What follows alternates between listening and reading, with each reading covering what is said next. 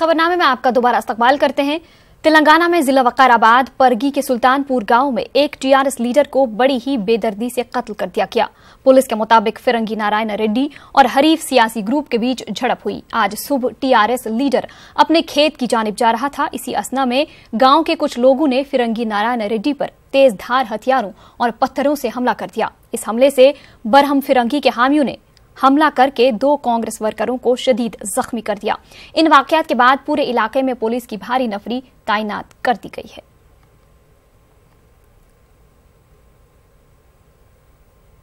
नोटबंदी की दूसरी बरसी के मौके पर कांग्रेस एहतिजाजी मुजाहरा करेगी। 2016 में 8 नवंबर की रात को वजीर-आजम ने ऐलान करते हुए 500 और 1000 के नोट बंद कर दिए थे। कांग्रेस ने दिवाली के पेश नजर 8 नवंबर की बजाय 9 नवंबर को एहतिजाजी मुजाहरा करने का फैसला किया है।